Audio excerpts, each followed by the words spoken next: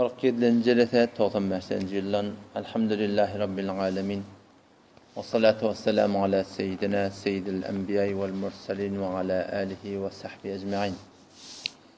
Allah Teala tevfik verse bir näse giyce sany bellesin elbette. İhlasın hakkında inşallah Teala bir seydatları öz aramızda gurrun etmekçi.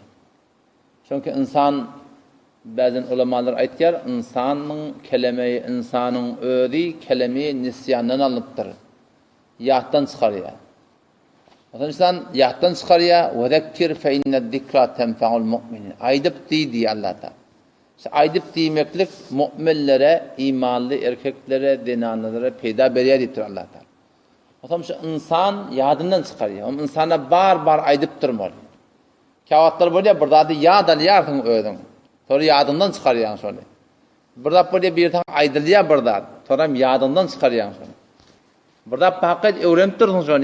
Bir müddet sen sonra arana çağırdın, elinden çıkıyor. Şu işin öyle, sen yadından çıkıyor. Ta yamaçsadan vücuduna geliyorsa vakt alıyorsun.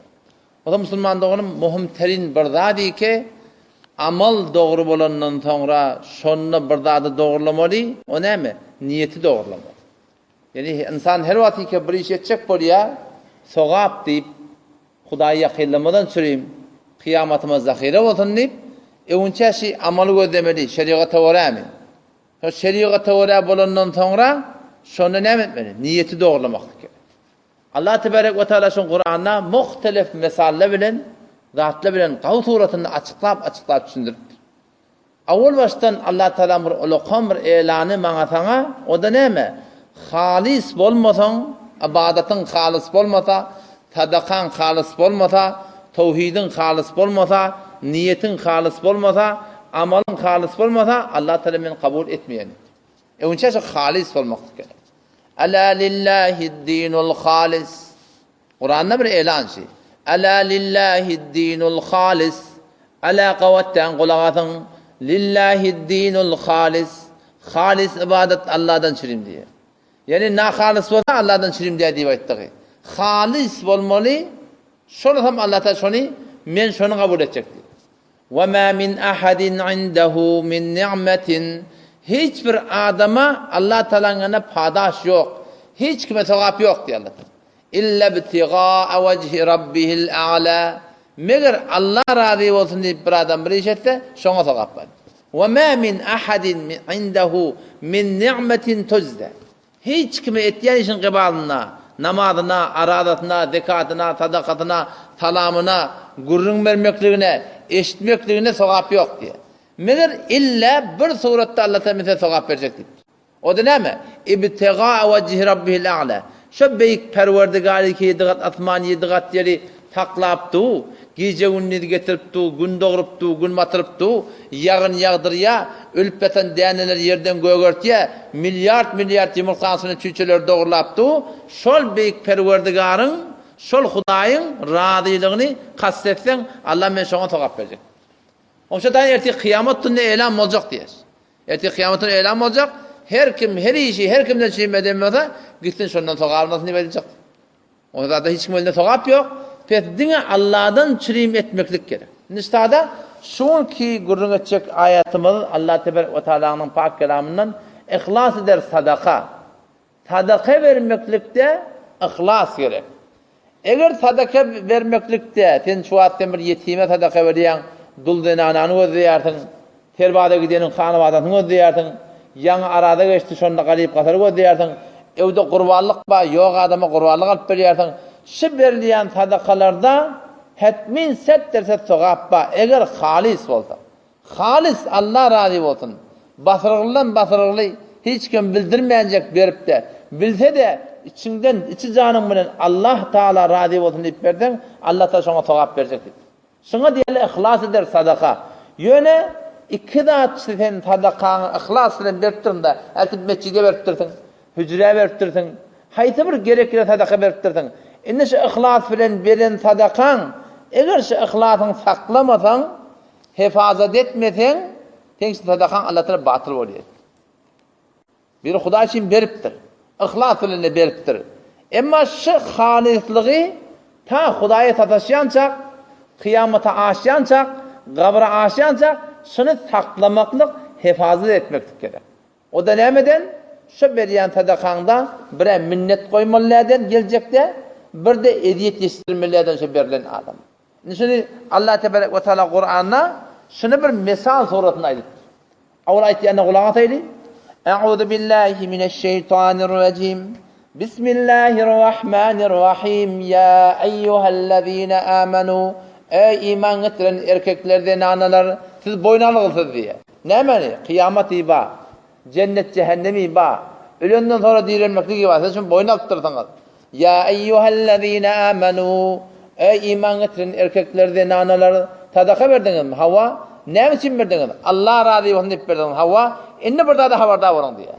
Kemme bağda sen ihlas veren sadakan da batıl edama. Ne yaparım? Ya eyyühellezine amenu. Ey iman getiren erkeklerden analar, la tubtilu, batıl etmen, sadakatikum, sadakalarınızı bilmenni vel eza, minnet koymaklık bilen, eziyet yetiştirmeklik bilen, sadakanızı batıl edaman diye Allah Teala. Pes vakti bir adam geliptir, sadaka veriptir, şunu iki rahat batıl et diye. Bir minnet koyuyor tarafa, bir de eziyet yetiştiriyor. Minnete ennehim ekşik bilyen da. Sadaka veriptir, bir vakitte aydan ay geçiyor, günden gün geçiyor, yıldan yıl geçiyor, kepkurun ara düşüyor, hulata bir ağım dönüm oluyor, önkü dostluk kalmaya, önkü muhabbet kalmaya, sonra ne yaptı? Yüzüne vuruyor. Sen ne düğün ne ettim ben seni yedim gördük bir. Falan ne ettim ben son yüzüne vuruyor. Minnet koyuyor, aynı sen avval ihlasını vertirinde, Allah ihlasını kabul edecek deyip sıra. Şuna sen hedavet 1 milyon tadava fagab, sen defterse amalını yadırıptır. Ama evrak gidende Huday hakikaten minnet koysak, siz şeylerliğin düngdörlüğe, güppülle bir kaçıya, name amaldan poduluya, indi şuna soğab, şu soğab poduluya. Soğab verdim ya şuna. Bir batıl diyen de açı. Pes havarda olmalı, sadaka veremizde ihlas ola. Şeriatı muvafık mı hava? Sünneti muvafık mı hava? İhlasla verdim hava, gelecekte mebada minnet koyamalı edilen işine. Yeni bir sadakan batıl diyen atma. La tubtilu sadakatikum, sadakalarınızı batıl etmeyin diye Allah Teala. Bilmenni minnet koymaklık bilen, vel eda eziyet yetiştirmeklik bilen. Sadaka verenden sonra eğer eziyet yetiştirsen, o da batıl etti. Bir eziyet bir beren vaatını eziyet yetiştiriyor. Beren vaatını bir form kıyıcıt beriyen yalak, hamanı gel, öyme gelip, öy kafından kalkanı da gel, içeri girdip, bir form şan xarlap, sen hoş olmasa dene sadaka aliyah deyip. Sana sen hoş olmaz. Sen amanı bir sen dekadın aliyah, üçürün aliyah, şu sen malına da salaptı. Eğer sen almanı adam salmadan ne emeceksin? Sonra berende de fiilik bilen, hormat bilen, yüzüne ak olsun mallı, bana da dua ediyor, Allah malıma zanına bereket verdin. Yani sen min sadakam kabul ettin deyip, sonra minnettar olmak gerek. Bir eziyet yetiştirmek aşı, beren vaatını eziyet yetiştir diye. Bir oluyor, toğlan bu da aydan günden yıl geçiyor, bir yerde bir cemde, onun için adını tutup çağırıyor. Falan bir at geçiyor, garipten bir zattan, ya bir hücreden bir zattan, o men de şonu hücrene kömek ettim, takmanı utşu, falan utşu. Men de şonu dedim deyip şonuna, aydanna o garip eştiye soram. Hücren eğri eştiye diye, men xarlap duraydı onun yanına diye. Eziyet yetişiyor şona. Şu beren sadaka, şonuna da var, ahin beylerliğin düngdürülüp, batıl oluyor Müslümanlar. Peki berliyen sadakalarda, hevren havardar olmalı, şeriatı muvafık olmakını, sünnete muvafık olmakını, ondan sonra ihlasını vermekliği, ondan sonra şu ihlası saklamalı, minnet yetiştirmeli, minnet etmelilerden, minnet koymalılardan ve bir de eziyet yetiştirmelilerden. Şimdi bir gurun tadıca gurun. İnna Allah Tebarek ve Teala ayağın idin ayetiye yeni bir sadakatı batıl bolayan adamlar var. Yani aynı var akım, sadaka verip minnet koyanda batıl boluyor, eziyet yetiştirmede batıl boluyor. Şun yine sadakatı batıl olup veren adamlar var zaman dedi Allah. Kellezî yunfiqu mâlehu ri'â'an nâs ve lâ yu'minu billâhi ve lâ vel yevmil âkhir. Ol bir adam yalak sadakalarını batıl etmeyen, ol bir denanı yalak sadakalarını batıl etmeyen, ne formu sadaka batıl etiyor? Kellezî yunfiqu mâlehu ri'â'an nâs. Ol bir erkek denanında sadakatı batıl diye ki göz için harc ediyor. Ri'â'an nâs. Barayı nişandadene bir merdum. Halk vermeye didirmeyecek olup, halk etmeye didirmeyecek olup, halk at takar deyip, halk bey diyer, halk şey diyer deyip, Şoň Allah Teala sadakaty, şoň da sadakaty batıl. Oň ýerine Allah Teala ýene bir gün aýtdy. "Wa la yu'minu billahi wal yawmil ahir." Göz için harz etýän adam Huda bilen kıyamata imanı ýok diýer. Kur'an'da bir sürü günahlar var. Yani musulmandan bolup duran zat. Emma şu musulmandan bolmaly zat de. Musulmanyň asly şäni näde? Odam şol iş edip duran adama Allah Teala möhür beripdir. Şu diýipdir kıyamata ananmaýan adam şu. Araýtellezî yukezzibu bid-din. Aya gördüm olar bir erkek zenanany ki kıyamaty inkar etýär. Kıyamaty inkar etýän adam gördüňmi sen? Araýtellezî yukezzibu bid-din. Ayetin gördüm ol bir erkek zenanany ki kıyamaty inkar etýär. Kim şo? Fezâlikellezî yed'ul yetim. Yetimi kawyan adam. Yetimi ediştirýän adam. Şo diýär kıyamata ananmayan adam şi. Yani bir adam kıyamet iba hesap kitap ibadede mahal bir imanlı adamdan boljak zat diýişiň şäni näde? Ki geldi nämesin? Şi kıyameti inkar etýän adamyň işini etdir. Kawatyn şo görýän da. Dün hamana Cumhuriyet men baramda hükümete baryaga aradan bir tükana bardyk. Adam şatada men kalamy batry kalamy gowy gerek boldy. Içeri girdim girecek boldum o aydım saat içeride. Ortadan taqqalzykda ba. O men gafyň ağamdan salam aleykum ağamsy döndürsen dedi. Näme bu muallajan ýüreň sag bolsun, ýüreň ak bolsun. Men teşik edip duran musulmanyň şäni dersin. Musulman sen kıyamet bar diýen, şunu aýdyp duran musulman ne? Şunu aýdyp duran musulman ne? Sen musulman ne adamy getiripden içeri salyp durdun. Oň näme diýeni belli de. Kime feýýärligi belli de. Kimi töýüp durarlygy da belli de. Sen gelip duran musulmanyň şä'nine diýen zatlary teşkil edip durdun. Allah tebarek we taala ştada näme diýär? Göz için harz etýän adam Huda bilen kıyamata imany ýok adam diýär. Adam şuna hör habardar bolmak gerek. Yani musulmanyň şä'nine bolmaz zat diýär. Tezabet Allah meni görüpdi diýmeli. Kıyamata şoňa jogap bermeli, ýani imany ýokda bolmaly. Ýene onuň munyň ýerine düşmeli. Halk näme diýär? Halka gatmakda şu boljak zat. Inne ýönden Allah Taala şoň mesalyny urýar. İşte iki cemaatin gurrun geçti, şunun sadakatı batıl. Biri sadaka berýär, minnet goýýar, edet etdirýär, şunun sadakatı batıl. Burada göz için harz etýän adamda da şunun da sadakatı batıl, yarım ýaşara sogap ýok. O femeseluhu kemeseli safwanin aleyhi turabun fe asabehu wabilun feterekuhu salda. La yaqdiruna ala şeyin mimma kesebu. Şimdi sadaka berip, minnet koyup, edet estirip, göz için harz etýän adamdan mesaly näzir diýerler. Femeseluhu, şimdi Allah Teala mesal berjek, gawut de düşündirjek bolar, bir de düşündirjek bolýar. Göz için harz etýän adamlar şo zamanda ekenmi? Halk näme diýer, etmedek halk näme diýer, o näme diýer, bu näme diýer. Olam şuna mesal dur Allah Teala. Femeseluhu, şo mesal näzir? Bir olakon daş başlady, ortada. Hesabeten ştada bir olakon daş baş ortada. Öde tap takır daş. Defetine şan tüňüpdir. Osam şoň üstüne sen arfep ýerden buğday ekýär. Şan jaga tüňüpdir, gumjaga tüňüpdir, daşda bolýar, üstüne aňyra çökörne gumjaga daşdasyň ge. Osam şoň defetine sen arfa buğday ekdirdin. Kunja ekdirdin, pama ekdirdin. Indi ekende de şoň orada çykjak bolýar da. Defeden gaty ýagyn ýedýär. Şu sabit goýýar da. Bir adamy ki sadaka berenne minnet koysa, edet estirse, ya göz için, halk için harz etse, aynı bir olakon daşı ki sap, şoň üstüne ekin ekrançılık, ekin adam yalak, şoňa erti kıyamet gün, la yaqdiruna ala şeyin mimma kesebu. Hiç bir zat şoňa hibet çekerligini Allah Teala misal veren aýdypdyr ýani. Femeseluhu pesol adamın mesali ki sadaka berenne minnet koyya, sadaka berenne edet estirýär, ya göz için harz etýän erkekden ana femeseluhu kemeseli safwanin ol bir daş ýalak ol qamırdaş aleyhi turabun şoň üstünde gumma zade kiptirni şoň üstünden şonu gögörmekde kantama fe asabehu wabilun feterakahu salda ekiptir täze gögörüp barýa defe demir güýçli ýagyn geriýär şuni hemmen soýsun kedip bar ýol alyp gitýär la yaqdiruna ala şeyin mimma kesebu öçeken dehmedinden hiç bir daş şoň nasip etmeýär. Wallahu la yehdil kavmel kafirin. Allah Teala kafir kavma, naşkur adamları hidayet etmeye doğru yola diyor. Adam şu tayda Müslüman doğun, bir beter bir muhim esasıydı. İhlas eder sadaka ve ihlas ba'de sadaka. Yani berende Halis Allah razı olsun vermekdir. Ve ondan sonra da şu ihlası taklamaklık. Şimdi bu da işte ihlas bilen berip du. Sonram ihlasını taklamaptır batıl oluyor. Vay bahal o adamın halına ki göz için harc edip du. Allah Teala kıyamete iman yoksun dedi Huday Teala.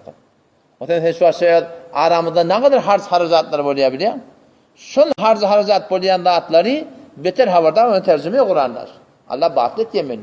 Sogap verecek gelmeli diye. Ne dedi? İhlas yok. Ala lillahi dinul halis diyen şey. Kavvetten kulak atın. Halis ibadet Allah'tan şey. Halislik yok da. Sen şu atamanşa taymallarda harc ediliyor. Ay vakın şunda. Avvala şeriata öğredi. Şeriata öğredi.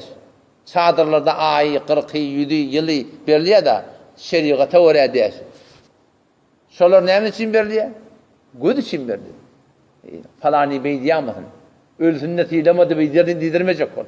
Şoňa mesvadan halktan kep güründen kaçıp şu ne mi diye ne kadar harc ediliyor. Halinka sadaka verecek bolsaň sen o ne kadar sen şu 7 günün içinde yok diye 7-10 milyon harç söyle beriyen adamlar. Şayet onun ne kadar harc etýärler bolsun. Harc etýän adamlar var şoňda. Oňsam sen şonu bir haýsy bir gariba duldenana ineleken şuulada ne kadar hawa gydyýar bilýär. Bir musulman doğanyňa sen şu küllerlerden alyp bersen, taňa şimdi yani küller şüýrük gider taňa sogap barıp durjak. O hanawada taňa näme ýürek bilen doga etjek musulman bilýär. Şoňa şo zatlar Allah etmeli. Yani musulman doğmy şukur doldurmaly. Men barha gurunda aýtýan näme? Doga ettirmeklige türkmen beter hewa. Doga ettirmeklige türkmen beter hewa. Şu doga edewer. Doga edewer. Doga ettirenin aýby ýok ki. Yine doga ettirmeden güýçli bir zat bar. Ona doga almaklyk. Doga ettirmek gowlat, doga etýän o doga etýär ha. Emma doga almaklyk ondan milyon barabar goýandy. Doga alma diýerler näme? Hem bir çukuru doldur. Hem bir derde derman bol. Hem bir benne gynany şypdyr belgili bolup. Oňa saňa diýsem bimarsan şypdyr belgili bolup. Şoňa men şu alyg bergin mara önülmeni belgili bolup. Sen gelip şoň çukurunu doldursaň, şondan ne kadar şoňa diýer doga almak. Hazreti Ayşe radıyallahu anhadan rivayette geliyor da Bibi Ayşe radıyallahu anh'ın enemi. O da onu näme düşündi, bir näme düşündi. Bir sadaka berýär, doga etdirjek ol. Şu ataşda da bir asar bolanda ýene bir sadaka berende şu doga etdirjek ol türkmen iberýär ha. Halinki doga almaly. Hazreti Bibi Ayşe radıyallahu anha näme dermişdir? Sadaka berende gulamny kenine gulamna sadaka berýär. Bir palany öňe el çukur doldurulmuş bolar. Otam wede baranda kulak at, şu maňa näme doga etýär? Şu eýne şu doga edenni, doga etýäne akly bar. Fatada hammer ýerler, şu sogap hantaba. On maňa doga etýär etmeýär bizimki ýerler. Şonasam näme doga etýär maňa? Şoň dogatyny ýadanla gel, mende şu dogam şoň etjek. Kimin sadakam fakat şoň dogaty bolmadyn. Men sadakam erdi kıyamata galsyn diýip, olaň düşmüni ýer demişdi. Ýok, sen sadaka berenden sonra sen doga etdiýmekdir, müşkil ýok. Emma asl sen sadaka berýärdiň, sen sadakaň saňa doga da. Şoň Allah'ın mur doga musulman. Otam şu taýda inşallah taala öt etýän işlemizde, kulli zindegimizde her bir işte inşallah erta akşamda her gaýtyn bir gejelerde ihlasyň hakynda inşallah bir gurrun bolýdy. Näme-näme de ihlas bolmaly. İhlasdır amel we, ihlasdır sadaka we, ihlasdır guftar we, ihlasdır aqide we, ihlasdır tawhid we, ihlasdır hiçabendi we, ihlasdır muhabbet we. Şu zatlarda halis bolmaklyk gerek. Gastırmalardan inşallah. Odan şu taýda inşallah himmet edeyli. Haýda bir etýän işlemdi, öňçäk soraýly şeriatda bad atmış. Babalarından sonra şonu halis Allah razı bolsun etmekdir. O sonra inşallah şonu gorip hifazat edip ta inşallah kabra bar inşallah şonu gorimaklyk gerek afetlerden, minnetlerden, editlerden. Allah temizden tawfik bersin. Vesselamu aleyküm ve rahmetullah.